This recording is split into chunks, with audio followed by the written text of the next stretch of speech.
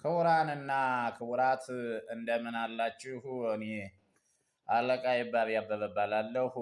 አሁን የአፋልጉኝ ጥሪ ነው ላስተዋውቅ የምችለው። ይህንን የአፋልጉኝ ጥሪ እንግዲህ ከዚህ ቀደም ወደ 2 ቀን ለቅቄያለሁ። በተለይ ለሶማሊያ ጅግጅጋ ነው ብዬ የለቀኩ። ምናልባት እንግዲህ ልጅቷ ቦታ ቀይራ ሊሆን ይችላል፣ ልትገኝ አልቻለችም። እስካሁን የተደወለ ነገር የለም። ይሄ ነው ፎቶ። እንግዲህ ሃይማኖት ድለሳ ትባላለች።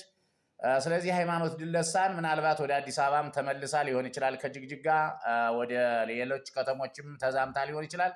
ስለዚህ በመላ ኢትዮጵያ ያላችሁ ከተሞች ጅግጅጋ ከተማ ውስጥ ቡና ታፈላ እንደነበረ ነው፣ በረንዳ ላይ የሆቴል በረንዳ ላይ ቡና ታፈላ እንደነበረ ነው ያለኝ መረጃ።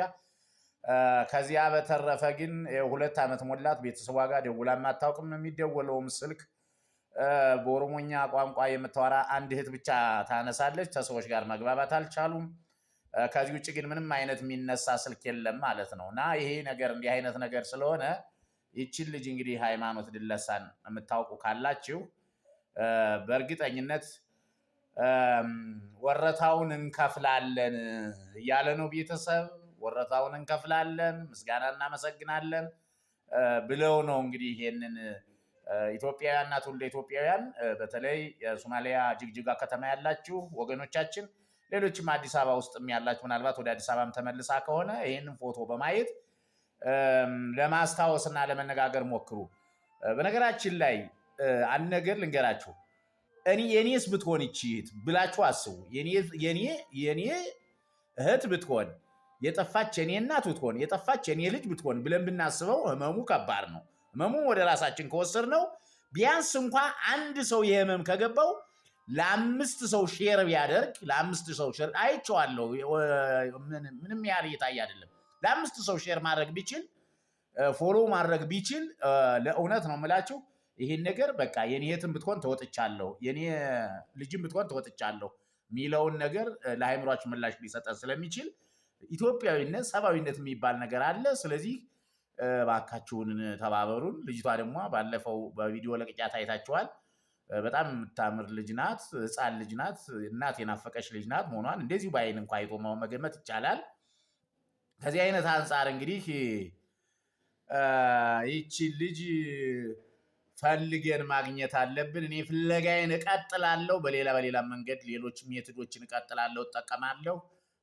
ግን የጊዜ ጉዳይ ይሆናል እንጂ አገኛታለሁ ብዬ አስባለሁ። ሌላ እኛ የማናውቀውም ሴራ ካለ፣ እኛ የማናውቀውም ችግር ካለ በቀጥታ በማስቀምጣቸው ስልኮች፣ በግድግዳ ስልክ ሊሆን ይችላል፣ በማይታወቅ ስልክ ሊሆን ይችላል፣ በጊዜያዊ ሲም ካርድ ሲም ሊሆን ይችላል። ደውላችሁ ብታስረዱን እኛ ምን ሰው ሀገር ደሰደን እናንተን የምንወነጅልበት መንገድም አይኖርም። መጥፎ ነገር እንኳ ቢኖር ካለችም ለምን እንደተደበቀች ልጅቷን በግልጽ ማናገር፣ ራሷ እንድትደውል ራሷ እንድትቀርብ ማድረግ።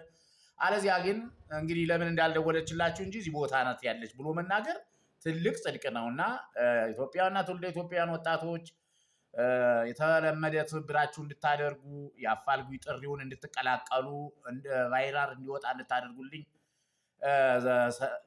እመኛለሁ፣ ለምናለሁኝ። ሌላው እንግዲህ ዛሬ 05/05/2018 ነው።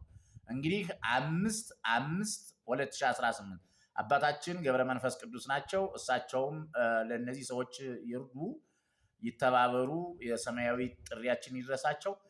ከዚህ በተረፈ ግን እኛ ኢትዮጵያውያን ግን እንደ ኢትዮጵያዊነት መተባበር፣ መትጋት፣ መጣር፣ ለ5 ሰው ለ10 ሰው ሼር ላይክ ማድረግ፣ ይህን ፖስት ማድረግ፣ ኢትዮጵያውያን ወጣት በኢትዮጵያ ውስጥ እንዲቀባበሉት ማድረግ፣ ይህን ነገር ካደረግን በእርግጠኝነት ልጅትን አግኝተን ለእናቷና ለልጇ ማድረስ እንችላለን። የሆነውን ነገር ማወቅ እንችላለን ማለት ነው።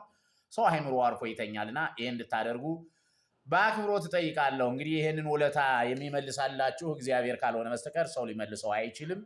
ይህንን ቀና ትብብራችሁንና ኢትዮጵያዊ በስብናችሁን እንድታከብሩልኝ በድጋሚ ብድግ ብዬ ጠይቃለሁ።